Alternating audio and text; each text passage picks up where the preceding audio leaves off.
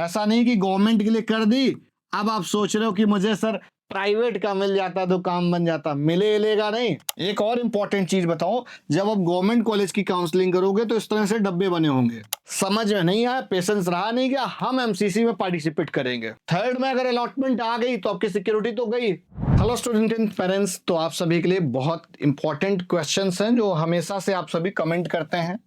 Question number 1, question number 2 and question 3।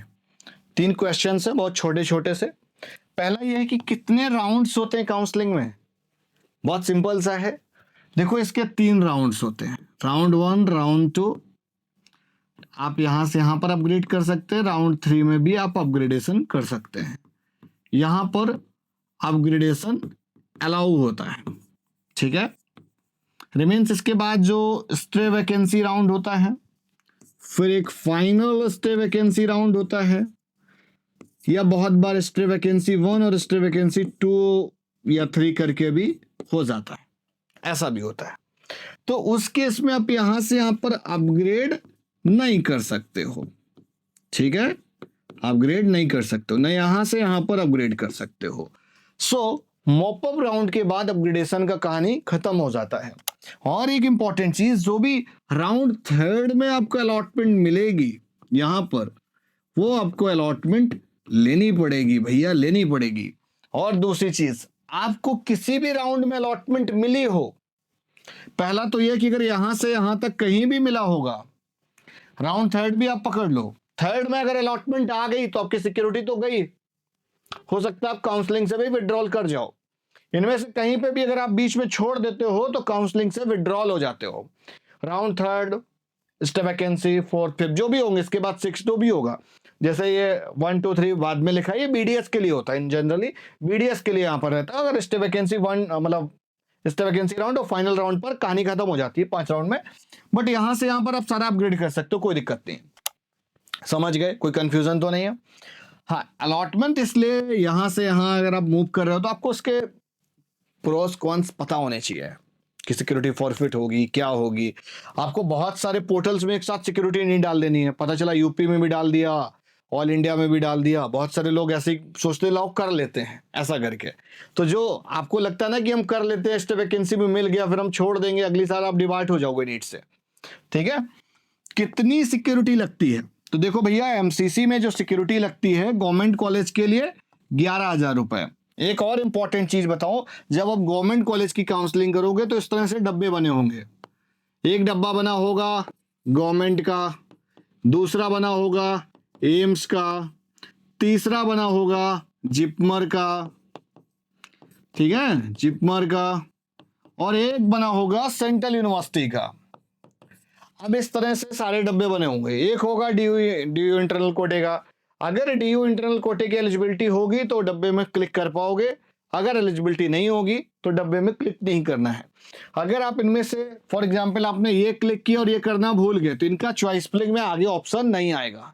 क्या होगा, अगर क्लिक करना भूल गए तो चॉइस फिलिंग में ऑप्शन नहीं आएगा, जबकि सारे सरकारी हैं। इसलिए टिक बुद्धि खोल के करना, नहीं तो ये ऑप्शन ही नहीं आएंगे। आपकी कितनी भी अच्छी रैंक होगी और दोबारा से आप पोर्टल पे कोई मॉडिफिकेशन नहीं कर सकते हो।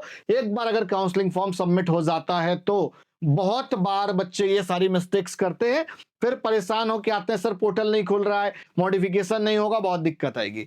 और एक इंपॉर्टेंट चीज, मान लीजिए आपको डीम्ड के लिए पार्टिसिपेट करना है। सरकारी के लिए तो 10,000 रुपए सिक्योरिटी फीस है, प्लस 1,000 रुपए फॉर्म फीस है। कोई रिजर्व कैटेगरी होगा तो ये 500 रुपया हो जाता है, ठीक है।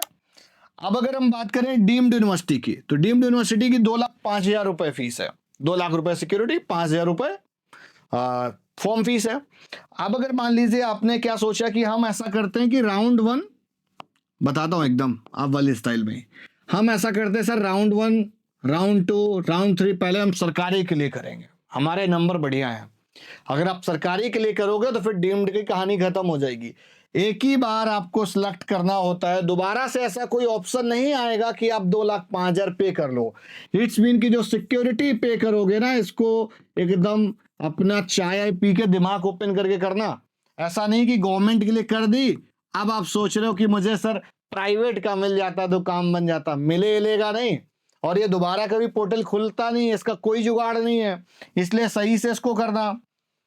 डबल ए ट्रिपल सी के लिए 20,000 रुपए काउंसलिंग फीस है, यहाँ पे साइड में दिख भी रही होगी कैटेगरी वाइज। डीम्ड के लिए 50,000 रुपए रहती है। तो जो भी बच्चे को डीम्ड लेना है, अब बहुत अनजाने में क्या करेंगे, समझ में नहीं आया, पेशेंस रहा नहीं गया, हम एमसीसी में पार्टिसिपेट करेंगे, 2 लाख रुपए पे कर दिया, प्राइवेट कॉलेज में लेंगे, वहां प्राइवेट कॉलेज का ऑप्शन नहीं आएगा, वहां डीम्ड का आएगा। तो आपने तो 2 लाख रुपए वहां फंसा दिए, पहले ऑप्शन भी नहीं आएगा। डीम स्टेट प्राइवेट कॉलेज का कहां पर आएगा, स्टेट काउंसलिंग में। इसलिए पता करके रखना बड़ा जरूरी है। सारी इंफॉर्मेशन अगर आपके पास नहीं है तो आप हमारे यहाँ से पेड काउंसलिंग सर्विसेज ले सकते हैं। टीम का नंबर डिस्क्रिप्शन बॉक्स में दिया हुआ है, कोर्सेस वाइज दिया है। अगर एमबीबीएस के लिए करना है या बीएमएस के लिए करना है, दोनों का अलग अलग कहानी है। तो ये भाई हो गया डबल ए ट्रिपल सी का, ठीक है। अब हम आ जाते हैं, क्या भैया एमबीबीएस और बीएमएस की पैरेलल काउंसलिंग कर सकते हैं? हाँ बिल्कुल आप कर सकते हैं, कोई दिक्कत नहीं होती है।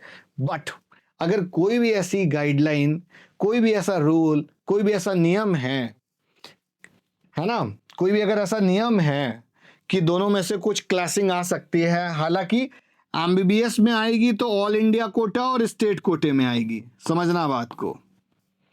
इसमें बीएमएस में आएगी तो यहाँ पे डबल ए ट्रिपल सी में आएगी, और जो भी स्टेट कोटे की काउंसलिंग होगी, सेम काउंसलिंग में क्लासेस होते हैं, सेम काउंसलिंग में। ऐसा नहीं है कि इसमें और उसमें डायरेक्टली कोई हो जाएगा। बट बहुत सारे रूल्स में ऐसा दिया होता है, अगर आपको जब कोई काउंसलिंग डिवाइड कर रही होती है ना, तो वो पूरी मेडिकल काउंसलिंग से डिवाइड करती है। वो कोई फिर स्पेशली किसी एक नियम, मतलब किसी एक कोर्स के लिए नहीं करेगी, वो कोई आपकी बीएमएस की काउंसलिंग हो या एमबीबीएस की काउंसलिंग हो, ठीक है। तो ये कुछ इंपॉर्टेंट प्रश्न थे आप सभी के लिए। तो वीडियो आज की यहीं तक। वीडियो को लाइक करो, चैनल को सब्सक्राइब करो और शेयर करो। काउंसलिंग कराना है तो टीम को संपर्क करो।